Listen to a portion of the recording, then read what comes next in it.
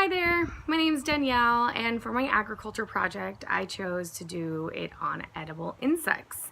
I chose this project because at week 7, we saw a video about a lady who was eating bugs like on stage, and it absolutely fascinated me to learn more about edible bugs and like the kind of sustainability and the kind of resources it can save and things like that. So to show you, this is the presentation I came up with. I will also link this so that you can see it for yourselves a little bit easier. It's kind of hard with the glare, but this is basically what's going on here is this is a picture of a cow, and it says about 2,000 gallons of water is used to produce a pound of beef, and then 14.8 gallons to produce 1 pound of carrots. This picture of carrots versus a cricket. It takes 1 pound of cricket takes about 1 gallon of water to produce. And I wanted to kind of show the differences between some like very common commodities that we eat almost probably every day, or at least throughout the week in our diet, is beef or milk and carrots compared to crickets. Now crickets, they have a lot of protein, they have iron, they have calcium, they don't have a lot of carbohydrates, so they are a great source of protein. They're also low in bad fats and good and high in good fats. So those are some of the benefits to eating crickets, is that not only are they helpful for sustainability, but they're also helping your body as well, because they're going to have more nutrients in them than some of these other foods have. They do have like the same nutrients, but there's some other bad things that are going on. So crickets, for that reason, are another benefit. Another benefit is that there's an abundance of not just crickets, but other bugs as well.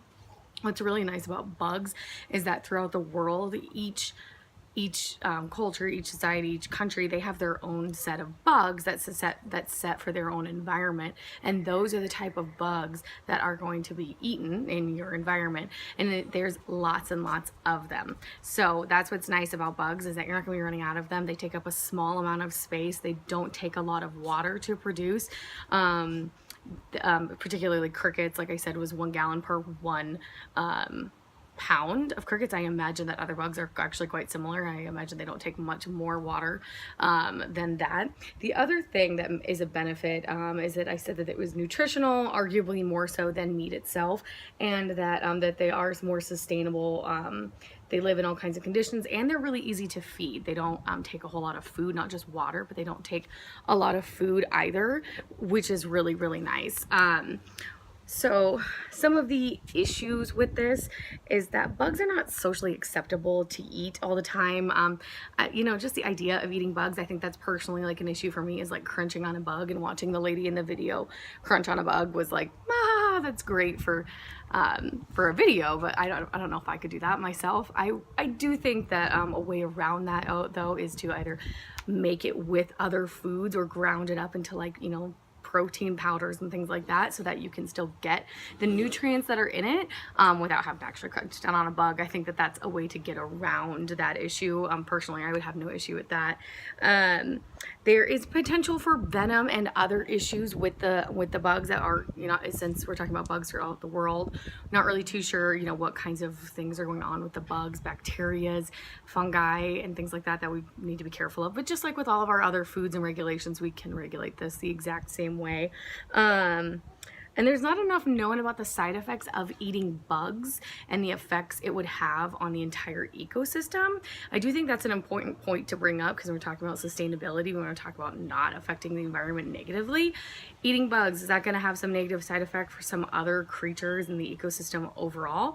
Maybe. I don't think that's something. I think that's something that we could probably discover and look into a little bit further. The ethical type I chose was utilitarianism, because I do think this is the greatest good for the greatest amount of people. I think many people throughout the world will benefit from this.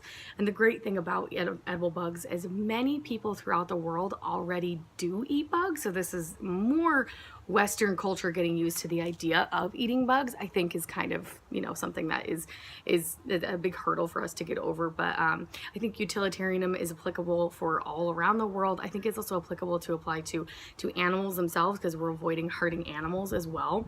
We're also using utilitarianism by using less water, so we're saving resources by using bugs instead of these other resources that do use more water.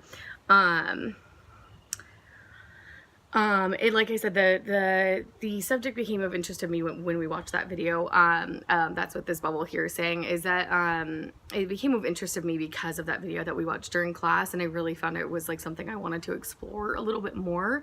And overall, I think that edible bugs, edible insects of all kinds, are something that we could easily incorporate into our diets that are sustainable, that are nutritional, and that are going to benefit everyone really in the long run, even the cows. Thank you.